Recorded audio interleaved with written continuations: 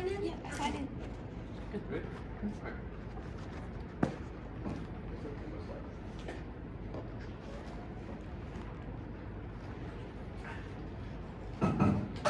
How's it going, guys? My name is Jorge. So welcome to our technical interview workshop that we're doing today. Something about me, just to introduce myself. My name is Jorge. I am a graduate of UC Campus 2. I have a degree in music education from 2019. So I was a teacher for a few years, and then I have a degree in in computer science that I finished in January. So I have 2 degrees, and I am currently in the midst of interviewing for technical jobs. So I feel like I would say I'm very qualified for this position because I actually just passed my Google interviews. So that means that I kind of know what I'm doing. So hopefully I'm able to share that experience with you guys, and hopefully I'll be able to give you all this information that I learned over a long time and kind of distill it all for you so you can succeed in a much faster and efficient way than me, because I spent a lot of time not knowing what to do. So hopefully this will help you all out. Even if you haven't done LeetCode, this is fine, this is all for you. Alright, so we're gonna give you just a quick little mini lecture at the beginning, just to kind of introduce you to technical interviews, and then we're gonna get into workshop where we're gonna work on our own problems, right? So technical interviews are basically a way of assessing your problem solving skills. So think of it like your CS 111 exams, where you have to kind of write a program to do something, right? That's basically what you're doing for a technical interview. You're gonna be writing a program to solve a problem. But the problems are going to be more related to more complex topics such as data structures and algorithms, not just go through a list or have a user type in a number or whatever. There is going to be a lot more complex stuff going on. But it's in the essence, right? You're given a question and you have to write a program to solve it. So that's the main idea, right? So there are different topics that are going to come up, and I'm just going to quickly summarize it, right? So the main one that we're going to talk about today is the LeetCode style interviews, we call it. Basically, you're given one or more problems, and you just have to solve it within 45 minutes. And usually, you have to come up with some sort of algorithm to solve this problem. So we're going to do a couple of those problems today. Sometimes they might make you do a whiteboarding interview, so you literally have a whiteboard or a blackboard or a green board, and you literally just draw on it, and you write your code on the whiteboard. Those are more rare these days because most of the time we do online interviews ever since COVID, but some companies still kind of do that depending on the company. Pair programming is another type of interview I've done before as well. Basically, for more specific roles, so for example, if you're doing web development, right? I had an interview with a web developer where I had to sit together with them and we actually built a front end and a back end for a demo of some app that he wanted to make. So I had to kind of write and code actual web dev stuff with another person. So that's another option, also pretty common, but for the top companies like big tech, like Google, Amazon, Netflix, Meta, they usually go with a LeetCode style. So besides that, you might be asked system designs, other things like that, but again, you don't really have to worry about that as a entry-level engineer. That system design is more for mid-level, senior level, but some companies like Bloomberg do ask that, and that's a whole different topic of itself, so just kind of to let you know. And we're also going to talk about behavioral fit, because honestly, the most important part about passing a technical interview is not your actual coding skills, because there are people who have done 300 more LeetCode problems than I have, who've been studying for years longer than I have, yet somehow I've passed the Google interviews and they're having trouble. It's because of the behavioral fit. Because you have to be able to communicate your thought process, and you have to be able to explain clearly your problem solving skills, because if you are one of those people who kind of sits there and just codes and just stares at the screen and says nothing, that gives the interviewer nothing to work off. So your ability to communicate and speak out loud your thought process every single step is the most important interview skill of all. Alright, so that's just an overview. Any questions on just the overview so far? Good? Alright, so how to prepare, right? First step, just LeetCode. LeetCode is your best friend, is my best friend. LeetCode is love, LeetCode is life. It's the best place to work at for problem solving skills. It's great because it has solutions. It has 3,400 problems you can do, and you don't need to do all of them, but you have the option to if you really wanted to. You can check your answer for you. It has everything. And most companies actually pull directly from LeetCode. So for example, Bloomberg, they have there's a list of most commonly asked Bloomberg questions. If you're interviewing for Bloomberg, well, if you just go down that list, chances are you might be asked the exact same question at the interview. I was asked a question that was on the list on LeetCode. directly copy and paste it from LeetCode. So it's important to use it. So LeetCode focuses on data structures and algorithms. So raise your hand if you haven't taken 313 yet, or 212 at least. So raise your hand if you're in 111 basically.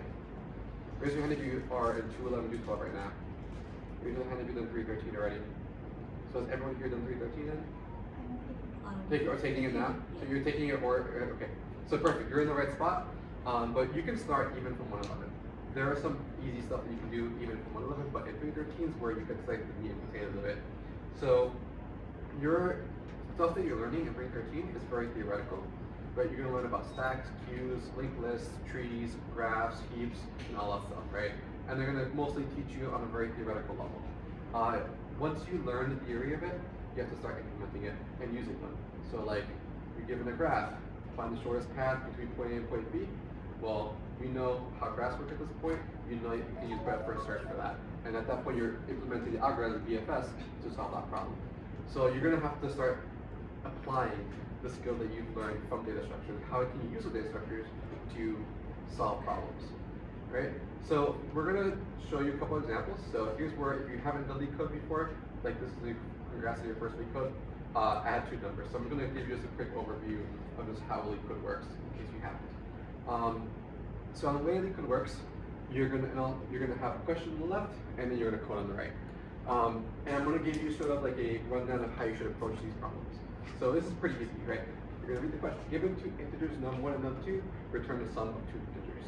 So basically, if you have 12 and 5, 12 plus 5 is 17, so your output is 17. That's pretty clear, right?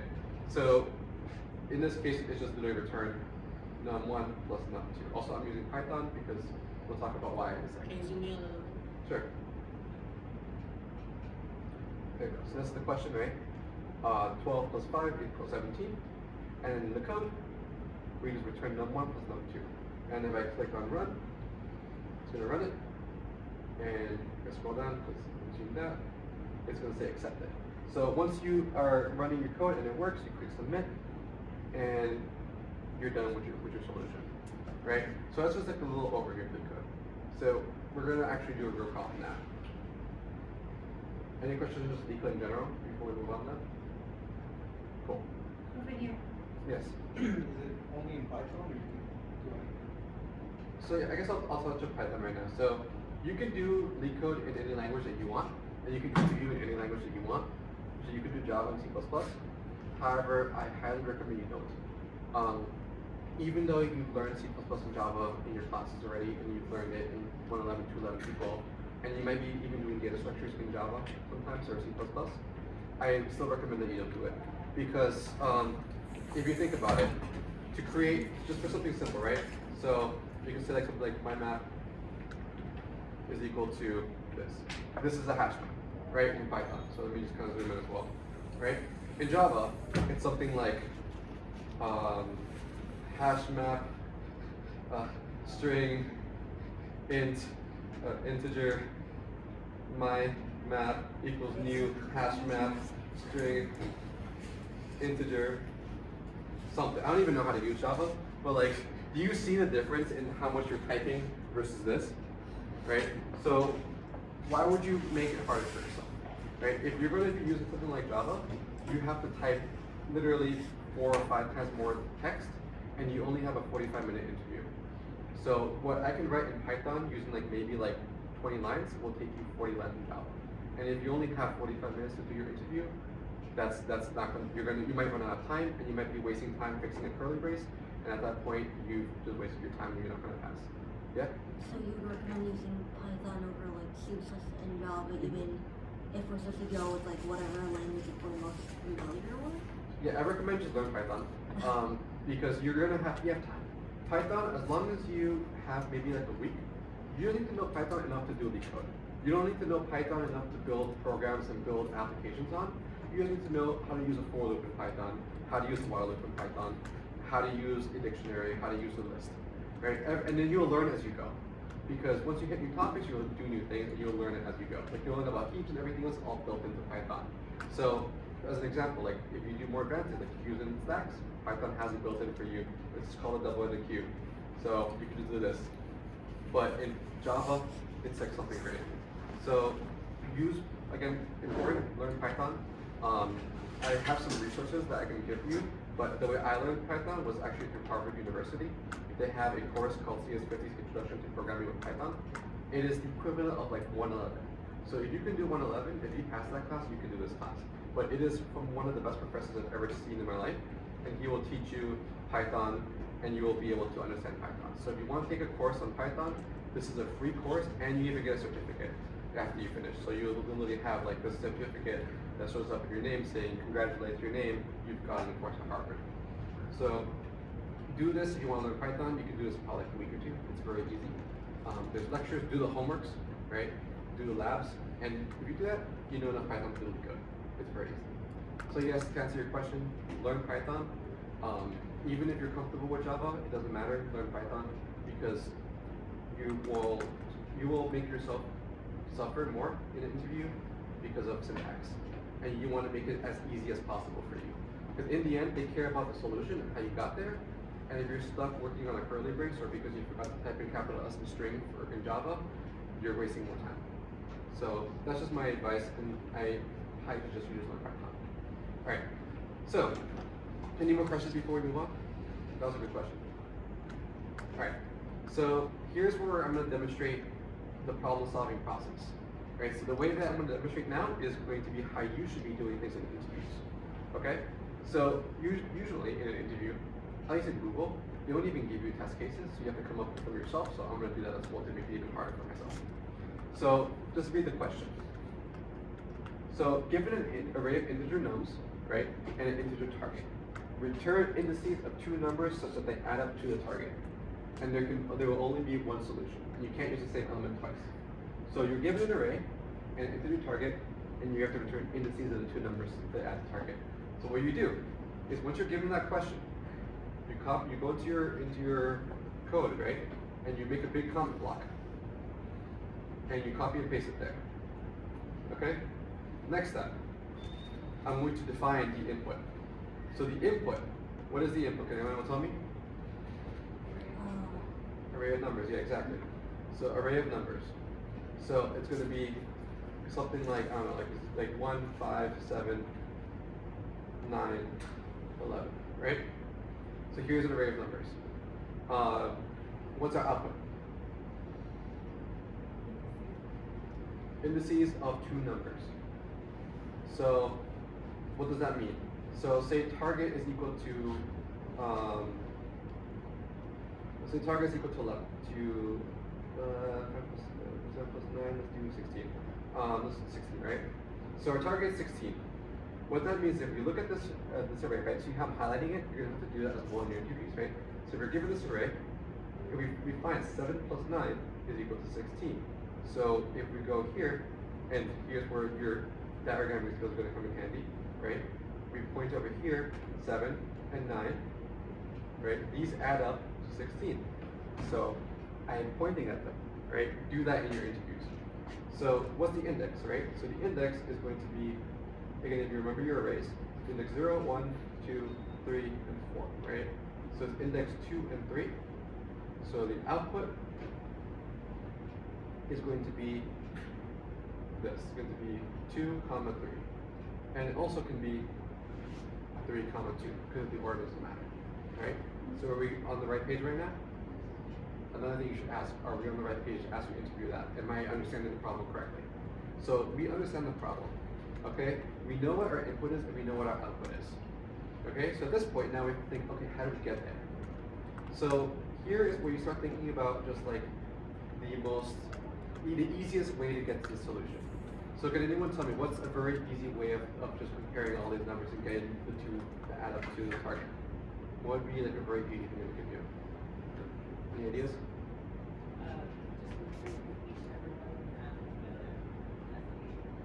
So loop through each and every one of them and add it together. So basically compare each one with every other one, right? So if we go manually, right? So let's start from here. We're starting from 1, right? Compare with 5, is that 16? No. 7, is that 16? No. 9, is that 16? No. 12, is that 16? No. We move up 1. 5 and 7, right? Is that 16? No. 5 and 9? No. Is that 16? No. Right? Move up 1. 7 plus 9, is that 16? Yes. Therefore, we found the solution. Is that a good solution? Is it a solution though? It's a solution, perfect. So that's called the brute force solution. So at this point in your interview, you're going to write that that brute force solution down. So in Python, it's just for I in range of length of numbers, which again you have to learn Python for this one, and it's going to be for j in range of I plus 1 length of numbers. Basically, if you were doing like Java or something, it'd be like for int I equals 0, I less than num.length, right? I plus plus. And then this would be like for int I, j equals I plus 1, j less than num.length, j plus plus, right? That's just the equivalent. So I'm giving you both Java and or C++ and Python, but please learn Python. Okay, so we have our nested for loops, and we're going to say if nums I plus nums j is equal to target, return true, right? Oh, sorry, not return true. Return I, comma j. And I think that's it, right? So if I run it, it's after logged in, I'm not count either, but this is the solution, basically, right? So I'm just comparing each number, I'm brute force checking it, and if it equals to that target, right, because we're comparing each number with every other number, then we return those two indices, right? Pretty simple. So at this point, we have a solution, right? So again, to reiterate, step 1, find the input, find the output, right? At the second step, manually try to find the solution by literally pointing at each index and try to figure out, like, okay, what can I figure out to find the solution? Like, what is the algorithm come up with?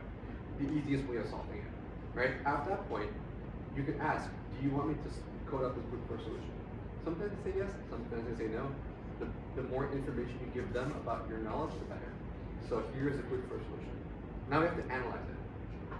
So we have two things we have to care about: time complexity and space complexity. Time complexity is how long it will take to run this algorithm based on big O notation, and space complexity is how much additional memory we need in terms of big O notation. So can someone tell me what is the big O notation for just a single for loop? O of n. Why?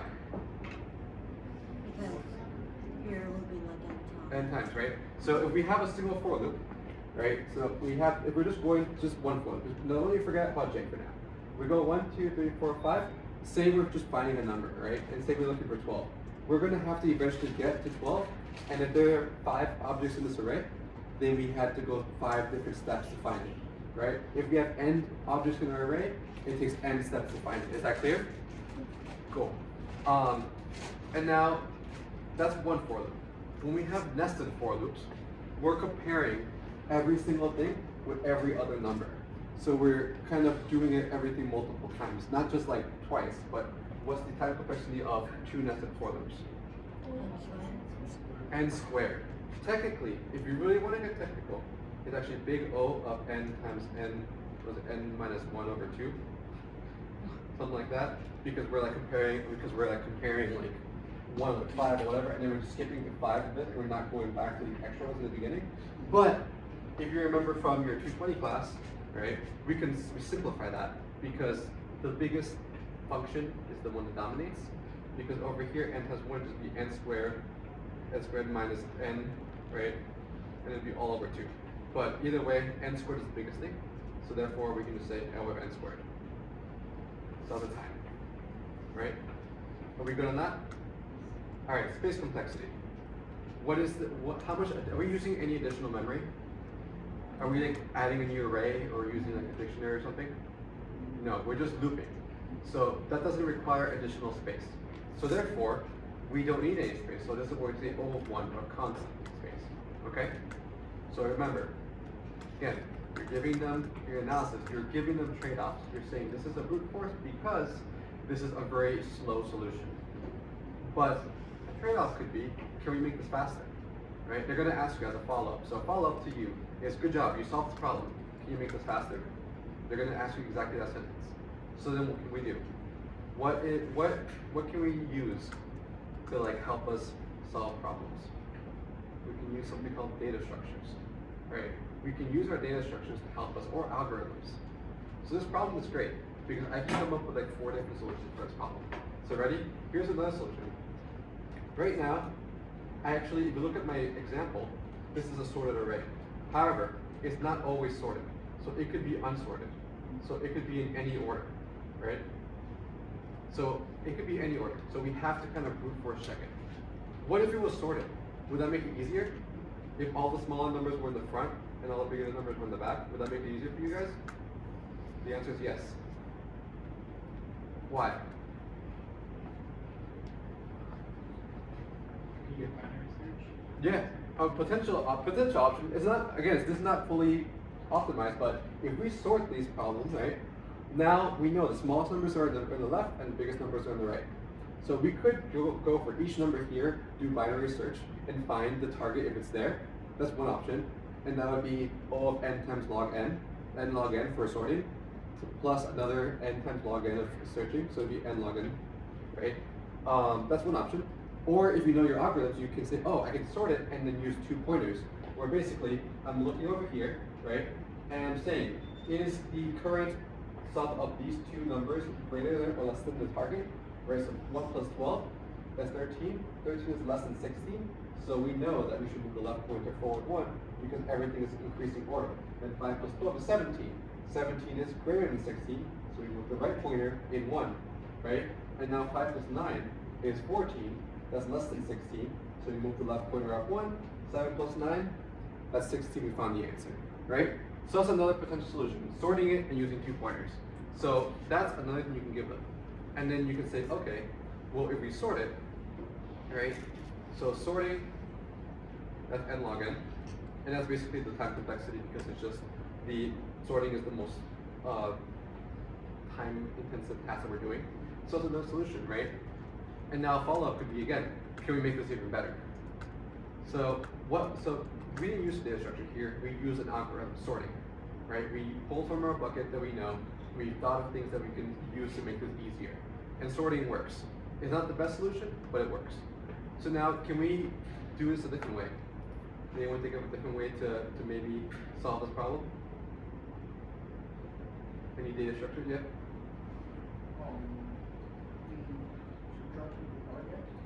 Subtract from the target. So you want to like, so like if, for example, target is 16, right? So you want to say something like current number. So target minus current number. Yeah. And then, and then afterwards, what would you do? And then when we get to the trends, checking the list. Okay, so he's actually on a really good idea. So he says, oh, what if we check target minus the current number, right? And then find if a different exists in the list, right? That's a possibility. But then again, how long does it take to find something specifically in a list or an array? What's the time complexity for searching a list? N, all of N. So is there a way to kind of remember which numbers we've seen? Is there a data structure that gives us a O1 retrieval? HashMap, right? That's a really important data structure you should know. A HashMap, or in Python we call it a dictionary. So I'm going to erase all of this, and we can say, okay, what if you use the HashMap, right, to memorize everything that we've seen so far? So you can do something like this, like map is equal to, or I guess you could call it like previous map, right? For previous. And then you can use a hash map. Okay, so what if we fill up the hash maps to say maybe for I in range length of numbers, and then you can be like previous map of nums I, so we're making is equal to I. So what we're doing here is we're saying, oh, what if we just have a hash map, right? And we know that retrieving from a hash map is O of 1. So we can start the hash map in instant time if it's a key. The values, we don't worry about that. So we're setting the key of the hash map to the current number, and the value is the index. So at this point, we've done a single for loop O of n, we fill up the hash map, right? So now we have a hash map, we've memorized everything, we have everything in here. Well, what if we do this? So we can do something like in for I in range, and again, do another loop, length of numbers. And then we can just say, difference is equal to target minus nums I, like you said over there in the back, right? So if the difference is in the previous map, and this is why Python's the best, if the difference is in the previous map, right, then return I, comma, nums diff. And this is the solution? Yes, it is, right? Basically, we're saying, like you said, we memorize all the numbers, and now we're searching again, saying for each number, is the difference in the map?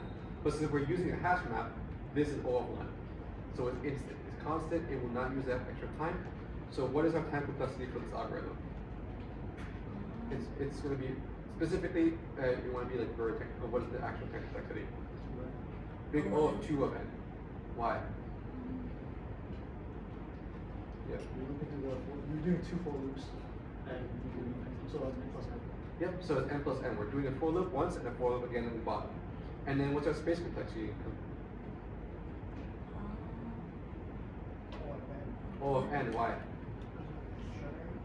Because we're using a hash map. Yeah, our dictionary. We call it hash map in technical terms it's a dictionary, right? So at this point, we've used a data structure, right, that helped us make this a lot faster.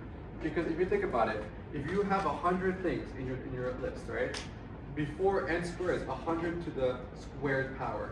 So how much is that? That's a lot. That's like about 100 times 100, 10,000, I think, right? So it's 10,000 steps to find a 100 list.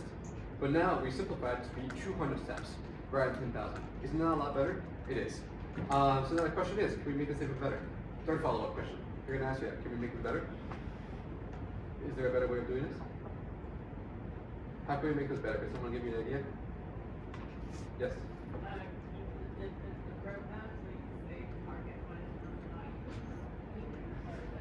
Yeah.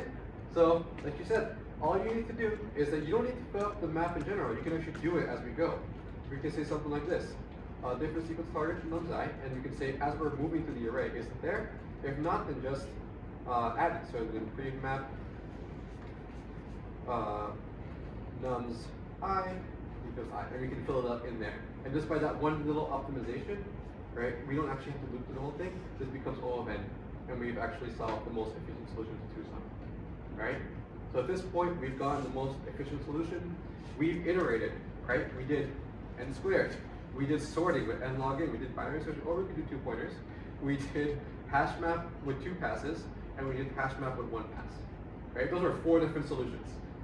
All right, and those are 4 different follow-up questions. They can ask you just like, oh, can we make this better? Can we make this better? And they're gonna keep asking that until you get the best solution. So if you can just get a solution, obviously that's points to you.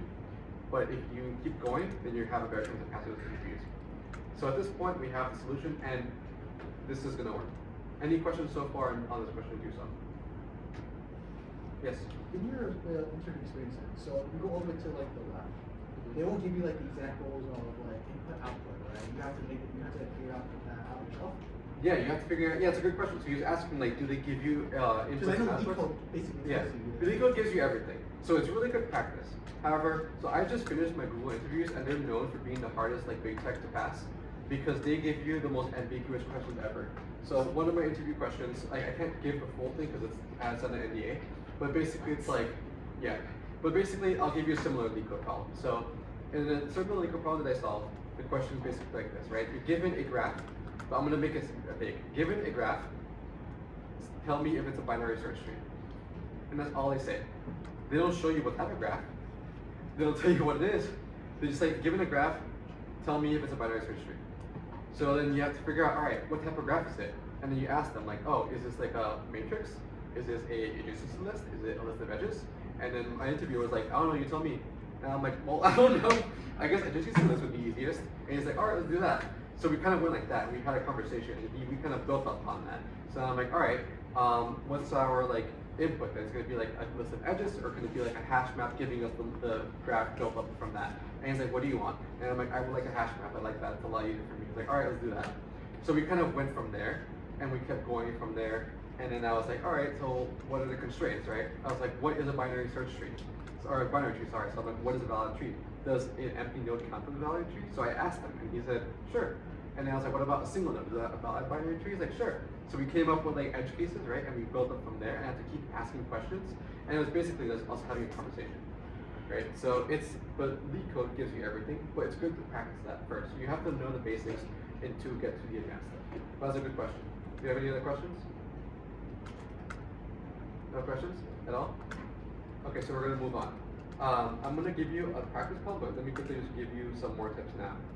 So at this point, right, we've done some. You've seen our thought process. Any questions at all on like the process of solving these problems? Raise your hand if you're overwhelmed. Can you just go back for 1 second? Go back? Can you just go back to the code for 1 second? Sure. Here's my actual solution from when I did it before.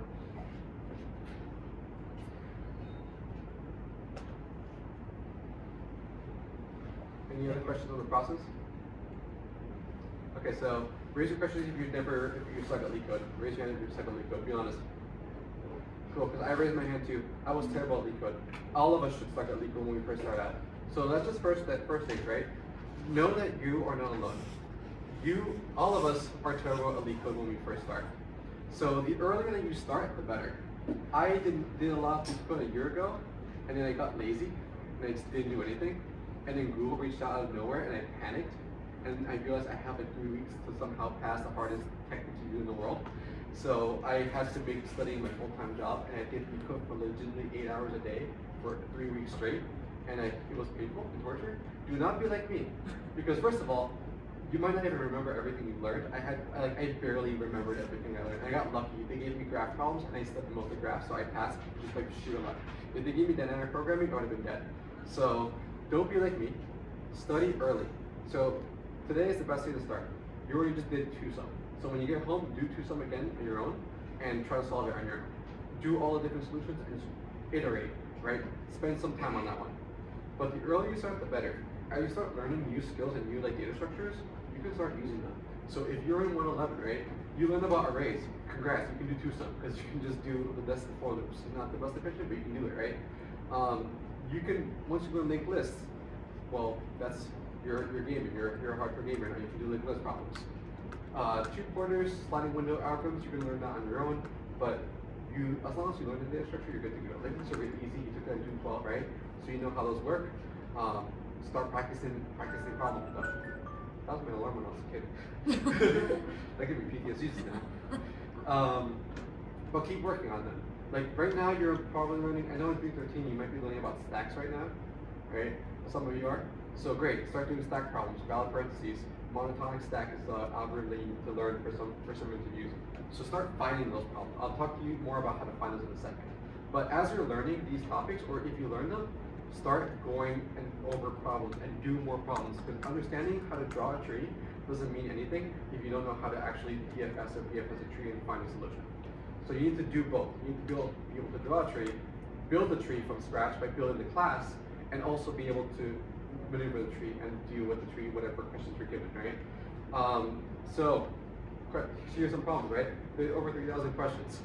That's kind of crazy because a question takes me like half an hour and 40 minutes to solve. So that's like, I don't know, a lifetime of studying just to do the code. You don't have to do all of that. You can get away with doing like maybe 5 to 10 problems for each topic, and you can understand a basic idea. I like to recommend doing like 10 easy problems, right? And just once you memorize that idea or algorithm that you've learned, so if it's something like depth first search in the binary tree, right? Do 10 easy depth first search in the binary tree questions, specifically depth first search in the binary tree, until you can specifically remember, if not root return none, else DFS left, DFS right, return. Like you can memorize it and print it out as if in your sleep. Once you're good with that, then you do mediums. Don't do mediums like at the beginning because they're really hard. Mediums are not medium. Mediums are hard. Hards are just for people who are somehow geniuses, like Albert, like being over there probably. He's a genius. But unless you're me, you can't really don't do hards. I've only done 2 hards in my whole life. So don't do hards. But do easies.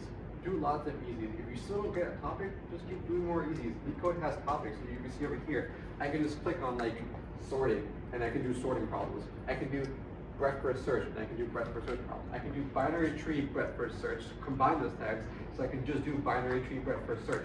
And then you can do hundreds of problems. So another question you may have, be like, this makes no sense. That's fine. It doesn't make sense for me either. It's all very crazy compared to what you've done in your CS classes. That's fine. It's going to be okay. Spend 15 to 25 minutes maximum on an easy problem, right? And if you can't come up with at least some pseudocode or some idea, then that's fine. Stop. Don't keep bashing your head against this problem because you have hundreds of more to do. So then you go and you watch a solution and then you implement it yourself. So I go on a guy called LeetCode.io, and his YouTube channel is called LeetCode. He has video solutions for almost like every important LeetCode problem out there. What I would do is I would try to solve it in 20 minutes. If I can't do it, I watch his video where he kind of draws out the answer. So no code, just draws it out. If I understand that, I try to code it. If I still can't code it because I'm just really struggling, then I watch his code, I copy his code as he's typing it, run it, and then add it to my spreadsheet and do it again the next day and see if I can do it again. Right? Yeah? Can you elaborate on the spreadsheet? I'll show you, don't worry. It's a bonus if you want to. But that's like the process, right? So our hero, LeetCode, he's the man. Beautiful person, worked at Google. I want to be with him when I grow up. The website is called LeetCode.io. The way it works, he has something called a roadmap. So it's, what data structure is this, guys? Binary. No, it's not binary, it's an n-ary tree, it's a generic tree. So given this generic tree, you have to start searching through the tree and doing problems through the tree. So you're going to start, I like to say, you're going to do a depth first search on this tree that LeetCode gives you. So what you do is you start from the top topic, right, and you go deep. You do the problems as far as you can, do the easiest first. I said maybe you have two options. I like to do like easies for everything, and then move on to mediums for everything. You can do what you want, but either go depth first or breadth first. So you do the arrays. Once you do the arrays, you do 2 pointers, because 2 pointers are algorithms that you do on arrays. Once you do 2 pointers, well, you can do stacks, because stacks are just built with arrays, and then so on, right? So you keep moving. It's a progression. If you so if you're looking for internships, trees is like the maximum that you have to worry about. So do your arrays, do your 2 pointers, do your stacks. These are also arrays. This is literally just arrays, all different variations of arrays. So as I was saying with this, learn your linked lists, because trees are just all W linked lists if you really think about it. Once you do this part, you're good to go. You can probably get an internship. If you're looking to get jobs at full-time companies like Google, I'll tell you what I got. So I know a friend who got 2D dynamic programming. I felt bad for him. I got graphs, and graphs. And then I also got tries, which is a niche type of tree in the graph. So some people have gone heaps, some people have gone greedy algorithms, some people have gone DP, some people even got math and geometry at Google. So at this point, everything is fair game, but you really want to focus on graphs. But for internships, just worry about trees, right? And again, if you want to go to the practice session and you really want to grind down on a specific topic, you can go to LeetCode All, and he has literally 92 questions on arrays, and there's like 50 easies. So I'm sure that you can find enough practice doing easies before you move on to mediums. So, and don't feel bad about just doing easies. Easies are good, because easies kind of teach you how to do something. So don't feel like your friend is doing 500 LeetCodes into all mediums and hards, that you have to do that. Do easies, they're okay, they're really helpful. They're not going to ask you easies on interviews, they're going to ask you mediums, but you have to build up for it. You can't just start from the beginning, okay? Any questions on LeetCode before we move on? Okay, he's free, not much to know. A few more resources like technicalinterviewhandbook.org, another really good website as well. He has, it's just step-by-step on how to prepare for everything you need to know for coding interviews, and they even have like cheat sheets and stuff like that, how to negotiate a job offer, how to do behavioral interviews, and it's all free. So I recommend this website as well. It's great, and it teaches you everything you need to know. Also, there's a different type of roadmap called Grind 75 based on this, where if you say, oh, I have an interview in 2 months, and I have 8 hours per week to solve problems, and I only want to do easies and mediums, well, great. It's going to give you like a list of problems to solve week by week.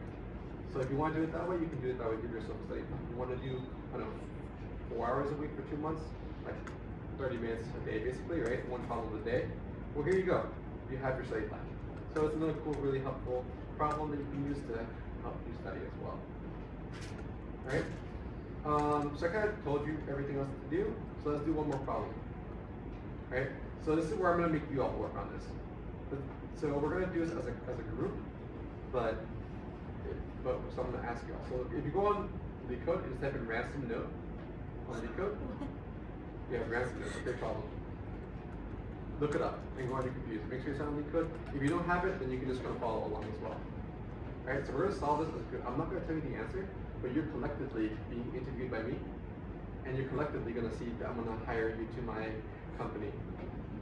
Alright, so we're gonna do a little role play over here. And we're gonna do this in Python.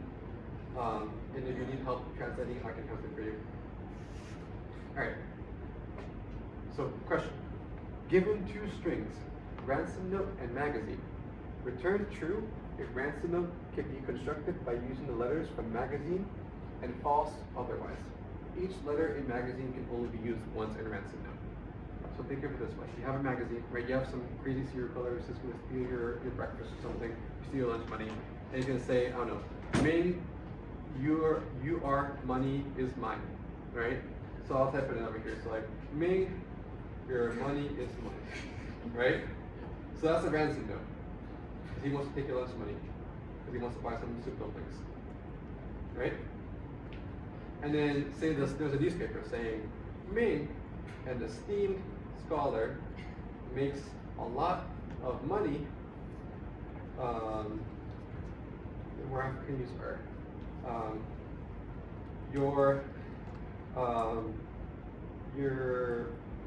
help, your friendship, I don't know, so you're something, mine, whatever, right? So that's like the magazine. So can we construct the word Ming, your money is mine, based off this magazine, right? If you look at it, can we? Yes, Ming. I have a few questions. So can I use a word multiple times? No, you cannot use a letter multiple times. You're going to cut it off with a piece of scissors from the magazine, and you're going to glue it onto a ransom note. And does the order matter? No, it doesn't matter. It just, whatever you cut open, right? You wouldn't spell out Ming, your money is mine. So it could even be like, it doesn't have to spell the word Ming. It could be going, and then something with an M in there, and you can kind of spell Ming from going and something like that. So you can do that too. Alright? So would I be able to create a ransom note using this magazine? Raise your hand if you think no. Raise your hand if you think yes. Okay. So, do we understand the question? What is our input? And if you can just shout out. The input. 2 strings? Yes. 2 strings. Ransom note and Magazine. magazine. What's our output? True or false? True or false? True if True if all letters ransom note can be found in magazine. all letters are ransom in magazine. False otherwise. Right? But do you see how I'm typing this out? You have to do this. You're gonna write an essay, and every one of your interviews, you have to write an essay about how to solve the problem. I wrote like 50 lines of essays and drawings, and I even drew trees and stuff, and that's how I passed Google. I swear, I didn't even solve the problem. I literally just drew stuff, and they said, I've never had someone draw so much nice grass before, and I'm like, that's what I like to hear. I'm not a good coder, I'm a good drawer though. Alright, so we have our input, we have our output. Yes? Sorry, I have one more question. Case sensitive? Case sensitive? That's a good question. Do you think it matters? Do you want it to matter? Do you want it to matter? No. No? Okay, so it doesn't matter. Let's say all lowercase. Yes. Can ransom note and or magazine be like null or something? That's a good question. You see what they asked over here? Can the ransom note or magazine be empty? Sure. What would happen if the ransom note is empty? True. Automatically. Like if it has no characters then Okay, so you think it's true? Okay. And what about if the magazine is empty? automatically false. Like a false unless ransom note is also empty. Magazine and ransom note exists? False. Right? But those are edge cases. They're called edge cases, right? Cases where like it's not exactly clear, like it's a potential edge case. Just an edge case. So those are good edge cases, right? There could be no ransom note. That means that you can do whatever because you don't need any letters.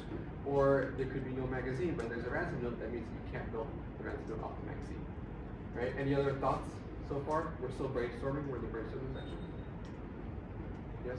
Do symbols and periods or commas also need to be found in magazine? Nah, let's keep it simple. Let's just use this text. So no letters, so just letters, all lowercase, no commas. So we're gonna have bad grammar because if you're doing ransom, those are probably bad grammar anyways. So let's keep it simple. So just lowercase letters. Any thoughts on like how we could approach this problem? What are you thinking manually? What would you do specifically if you were like physically doing this algorithm in your head, or physically with your hands? How would you tell like the rest of those comes from a magazine? Now you're talking about code. Yeah. I'd write down each letter I come across. I'd maybe make like add a tally mark or two, depending on how many I find. Raise your hand if you think that that's counting the amount of letters is a good idea. Everyone should be raising their hand. Good. That's a good idea. So they mentioned, oh, maybe make a tally, right? So you can count how many letters. Say, I don't know, Ming has your money is mine. That's 3 M's, right? So there's 3 M's in this ransom note, and then so on, right? So that's a good idea, right? You can count how many numbers there are. Will we be counting the magazine or the ransom note? Or do we need to do one of both, or can we do both, or which? Any thoughts on that? Those. What was it in the back? There's a magazine. Both ideas are correct. You could use both, or you could use just the magazine. Just the magazine is a little bit easier. So count magazine, letter count, right? So you can count it, and then so we have that. So how can we use that information?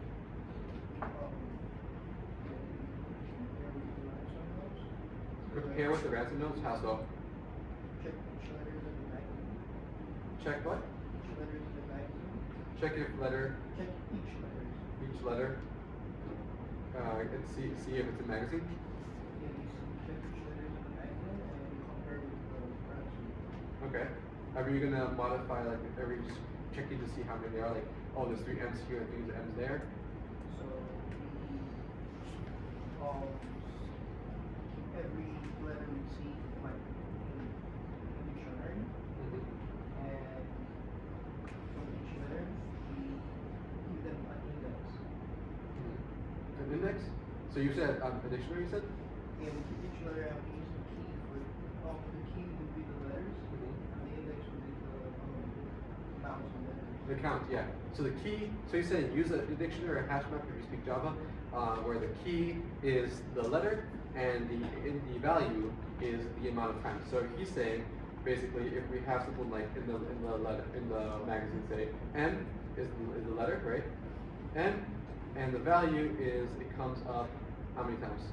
Say like 5, right? So this is the magazine, right? And so on. So how can we use this information? And then we check the columns. Yeah, check. Check however many M's are in like the ransom note. Okay, so you want to check and how can we tell if this is a valid solution for M specifically, for example? If the number of M's in magazine is like less than or equal to, if the number of M's in ransom note is less than or equal to M in magazine, then So if there's say if magazine has 5 and ransom say has like 2, then like that's okay, technically right, then that's valid because there's less in the ransom note than there are in the magazine. Are we all in agreement with that? So if we find like if magazine has like S and it's like 2, and then we have S and ransom note 5, would this be valid? no. No. Cool. So we're on the right track now. But do you see how we're kind of building up this idea?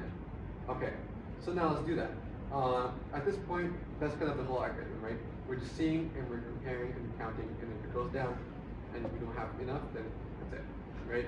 So let's try that. And actually, I'm going to give you a bit of more efficient solution. We don't have to count both. We can just count one using that hash map. So let's say this. And here is why Python is better. Are you ready? Are you ready? Okay. Magazine count is equal to collections dot counter magazine. And guess what? Just by doing that, I get a full hash map, just like how we drew it out over here. So all of this is automatically done for me with Python. So if you have to do this in Java or manually, maybe something like mag is equal to this, and it'd be something for like, I guess it'd be like, for char and magazine, it'd be like Actually, you can use like a default dictionary. Default dict of int, because of the count, and it can be like mag char plus equal 1, right? That's kind of how you do it. Or you can use this, so much easier. So this is why Python's better. So we're going to use Python, and we're going to use that counter. So at this point, we have that counter. Magically, H is beautiful, Python's the best. So what do we do now?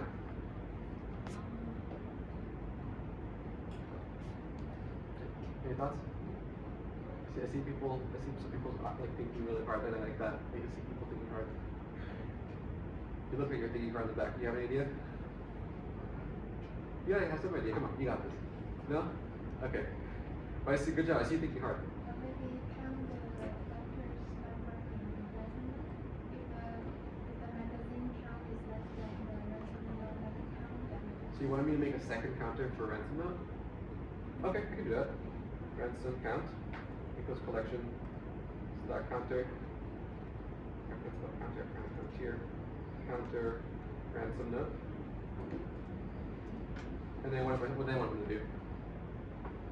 compare if the ransom, How? if the mag count is less than ransom count, then That wouldn't work. Then you'd have to, because you're comparing the two dictionaries.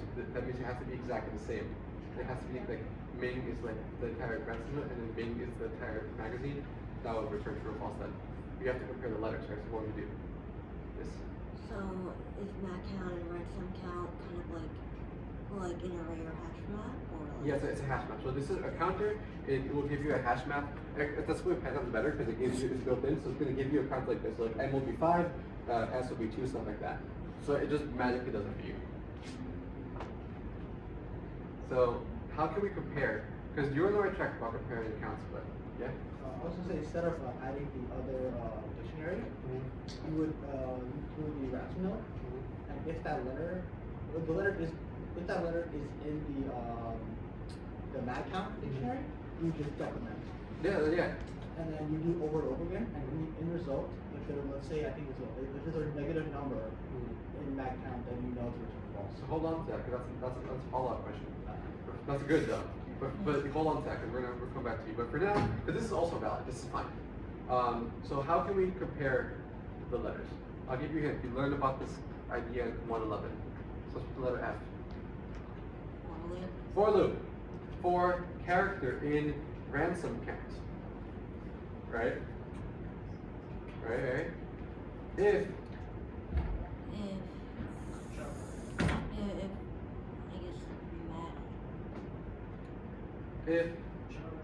char in mat counts is greater than or equal to ransom. well, char not in ransom count. Sorry, in magazine. That's one edge case, right? If the car is not a magazine or mag count. Sorry. That means return false. Right? So saying, oh, if you don't have it in the magazine, it's game over at this point. What else can we do? If mag count char Is not greater than less than ransom count mag char. count ransom count char, then Return false. return false. Or should you not put the two if statements together into one? Yeah, you can do that. Or it's fine. Okay. What else? Return true. Okay. Are we missing anything in here? I don't know. I think this is pretty close, right? So this is a solution. You just think like, is there a way? I think we're just checking where it returns false at this point. And if at any point you think we're good, if there's no issues, then we return true. Therefore, we're good. Yeah. So it seems good. All right. Let's analyze this. Time complexity.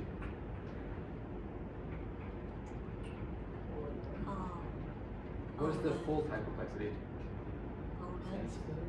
And that is squared. I can see why you're thinking that though, but we're not nesting any for loops.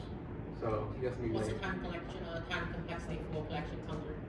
That's a good question. So again, this is where knowing how it works helps. But to do collection for counter, it should be something like a map default dictionary, basically saying, okay, for each value to be integer, let's say for char and mag count, right? Mag count char plus equals 1. So this is what counter does, right? So this is what counter does under the hood. So what's the time complexity of this counter? N, O of n. And what's the space complexity of each counter? N as well, because we have n things that we add to our counter, right? So you can think of it, if n is ransom node, the length of ransom node, and n is the length of magazine, it's O of n for the ransom node, O of n, so it would be O of n plus m, if you really want to think about it, or you can say O of 2 of n, right? So if we have two counters, that's 2 of n time complexity, and 2n space complexity, because we have q, okay? So we're good so far. Next, what about this next form? What's the time complexity of this? O of n. Why?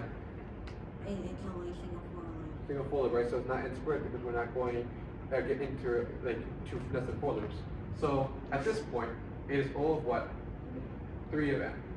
Time and space O of 2n. Exactly. So that's so it's pretty efficient, right? Typically, and again, if you really simplify this, it's O of n for both, right? Because you remove the constant in front. But if you're interviewing at Google, they want you to tell the full time complexity. So I'll give you the full time complexity. Okay, follow-up question. Can we do better? The guy over here already gave us a little answer. Can we do better? Do we need 2 mag counters? No. So if we remove ransom count, we can still solve this problem. So, want to run us through what you said before about the follow-up? I can't remember that off the top of my head, but You said something about decrementing it. yeah. So if char is in the mag count, Yeah. well, we can do the opposite first. Again. If it's not in that count, Yeah. that's the edge case. Actually, no, you need to do that. No, because we don't have a. So we're not doing ransom. We're just doing mag count now. Oh. So we don't. So it's everything's a mag count. Any thoughts on how we can optimize this using just mag count? He's on the right track about decrementing something. And remember, we have m is 5. So I'll give you a hint. So our thing is, Ming, your money is mine, right? So Ming has 4, so that's 4 now. Your money is 3, decrement 1, mine is 2. We still have leftover m's. Therefore, are we able to still do this? Yes. And so on. So what if m was 1? And say, Ming, your money is mine. Ming, 0, your money, -1, your mine, -2. Can we typically do that? No, because we don't have enough m's. So therefore, for each character in mag count, right, you can say mag count char minus equals 1, subtract 1 to it, if mag count char equals -1, right, return false. That's one way of doing it. Shouldn't you change the in the ransom note then? No, sorry. Oh, yeah. For line 4. Oh yeah. For char and ransom note. My bad. You're correct. Yeah, for each character in ransom note, we're comparing it and we're decrementing the column. So yeah, something like this, where you're decrementing it, and if it doesn't have negative, then it doesn't exist. So the only way this would work, though, of course, is if it doesn't. There's actually a bug in this part, because if this doesn't exist in our counter, it's null. So can you decrement 1 from null? No, you can't. So you're going to get a value error or key error. So how can we change this to fix that key error? Because we're indexing into something that doesn't exist. Could this be? If ransom node equals null, then If char in mag count. That's all. If char is in mag count. If the character exists, then we can do all of this, right? Because if we don't, we're going to get an error. So if the character exists in the magazine count, then we can check, okay, remove -1 because it exists, and at this point return false. And then else it's not in that count, then just return false. Right? Any other thing we can do with this code, or are we good? I think it looks good to me, right? For the most part. There could be some bugs, I always have bugs, but like, this is a pretty valid solution. So now, can we so like, what's the type complexity now? Or, it's OFN, but like specifically? 2n. Why? Because collections happen around. Because we have a counter. And then space is going to be n, not 2 of n. Because now we reduce one counter, so we only have 1. So this is a way more optimal solution. Right? Any questions on ransom node? Yes? The time complexity is 2 of n because we have a counter and a for loop. And the for loop, exactly. Because I showed you before, counter is just a squealy for loop under the hood. Okay. So it's a for loop for each character. It's going to add 1 to the count as a single character. So it's O of n for counter plus O of n for the for loop. Alright? Any questions so far, and we'll be done. This is the last question for today for LeetCode, but any questions on this so far? Or any questions on anything at all in the process? So do you all like understand this a little bit, sort of like how to go about these problems now? Is there any any confusion at all specifically? Like ask any questions. If you want to just ask me about how I do my interviews or anything like that, like I'm open book. And I'll give you some time to think about it. So I'll give you like a few minutes to think about it. Yes? So like, what if you see like you mentioned like you saw the question before? Yeah. So should you just like tell them, hey, I kind of seen this before, or you just like pretend, you saw the brute force and you optimize it and go on and go for it and make it all nice. Beautiful question. Let me tell you a story. When I was interviewing for Google 2 weeks ago, they gave me flood fill, and specifically, like if I go to my actual thing, flood fill, they gave me a different word in flood fill. And if you look at my flood fill LeetCode, I have solved it before. So when I found that out, I almost cried of happiness. I literally had a moment where I'm saying, I'm gonna make it. So when that happens, that means you've been prepared. You've been prepared, you know what you're doing. That is the best case. You do not tell them that you did this before. You pretend that you know nothing. You pretend that you're figuring this out for the first time, but you have the secret that you know how to do the problem. So I went in the bottom and like, oh, here I haven't had like multiple DFS and DFS. I did this problem 50 times because it's like a really important problem to understand matrices. But you pretend that you don't know the problem. I pretended I knew nothing, and I was like, okay, let me go in the comments. And I'm like, all right, so given this, right? So like, would it be something like a matrix like 1, 2, 3, 4, like 3, 4, like whatever, and then like something like this, right? And I'm like, oh, it's like this. I'm like, yeah. So give me a coordinate, fill it. So I'm like, oh, okay. So whenever I get 1, 1, then would it just be throw this to whatever? And I kind of went with it. Even though I knew exactly what he wanted, I still asked all the clarifying questions. I still went through the whole process. I even drew out the matrix. I was like super clear, made sure I understood everything, and then I finished in like 15 minutes. And I was like, and then he's like, okay, let me give you a follow-up. And the follow-up was like, instead of like a specific number, it was like RGB with like a threshold. So it was like a little bit more complex, but I solved it again in like 15 minutes. So that was the biggest lesson. So if you get that problem, you say nothing. You say, you just put your hands up and say thank you to LeetCode or anyone else who helped you out for that one. I say thank you, like we're gonna get this job. But do not tell them that you know the answer. Do not say anything. You have to still figure it out. Because that will happen if you're prepared. It will happen. For at least one job. So please pray that you get lucky, because that's it is a blessing. If you do tell them that you know it though, they will give you a different question and you just lost your edge. Because if you just kind of, also if you're quiet and you just code it out, they will not get any information out of you of how you actually behave, how you work and problem solve. So again, you will fail. Good question. Any other questions? I'll just kind of marinate on that for a second, just quickly finish this up. Alright, this is from before. So again, just kind of like a final finale, just tell you about what to do, right? As long as you've all taken multiple classes, so you're good to go. Learn Python, do Harvard CSCI Python if you want to, or just do LeetCode and just learn Python by doing LeetCode. That's what I did. That's totally fine as well. Understand Big O, do some algorithms, solve some top 5 to 10 problems per topic, and if you need some more resources, there's UC Berkeley is like a Big 10 computer science school. They have their data structures course online for free. There's all their free courses online. Cracking the coding interviews, like the golden book for interviews. YouTube, ChatGPT. ChatGPT is my best friend.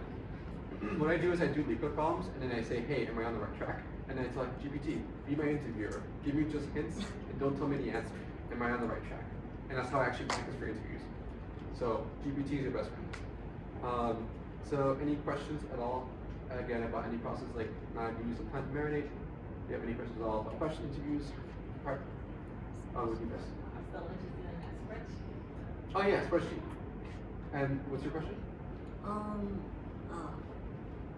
Wait, I think I just saw it, so I train of thought.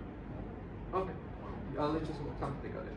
Oh yeah, she was asking like spreadsheet. So since I only had like 3 weeks to prep for Google, I made a spreadsheet. I just copied I got like the name of the question. I put the data structure, so we kind of zoom in, right?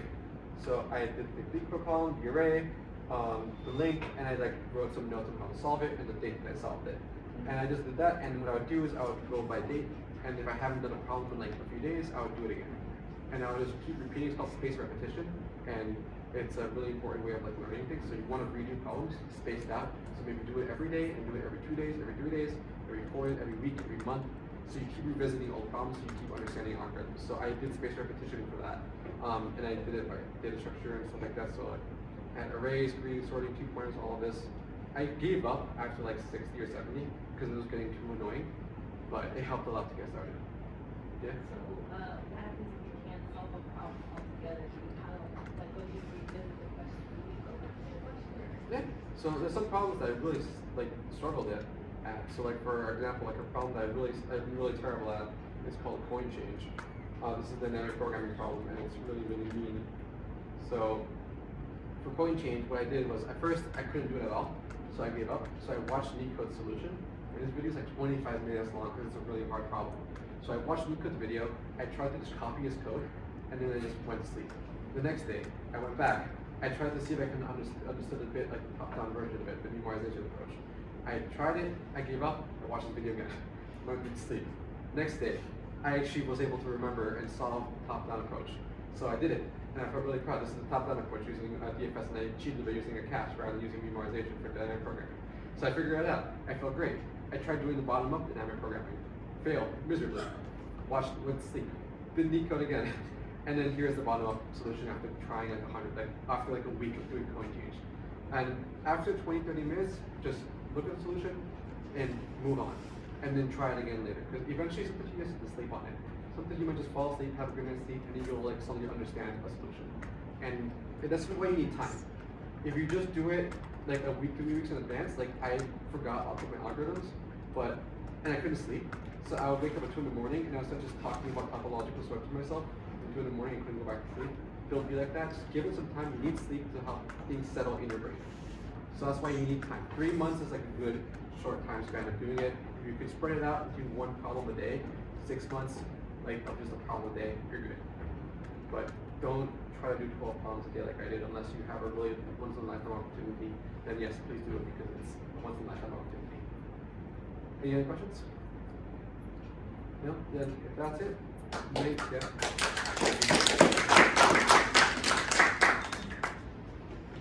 Yeah, so the recording will be available after the event on our website. Thank you. And our website will be on the back of this card along with tutoring appointments. And then before you go, we're going to give you the feedback form so you can give us if you have any comments to improve our future events. Also, if you want to practice some problems with me, I'm willing to do some with you. Feel free on learning comments. I will do LeetCode and I can give you mock interviews. So if you want to, it's like UCLC, You can whatever. make appointments on the back of here. You can make appointments with me. I'm kind of booked, but if you book it early in There's advance, other I don't know CS what guys you can make appointments with. And please give us feedback because that lets us do more. Yeah, we do appointments, yeah. Yeah, I'll do it. I can give you mock interviews. Okay. Can you go back to one of the slides in the intro technical interviews? Yeah. I think the third to last slide. This is, well, we don't do this anymore. Is this resources? The one before that, I think. Yeah. This one? Yeah. Okay. You're all welcome to come to the learning comments. I can do resume reviews, LeetCode stuff.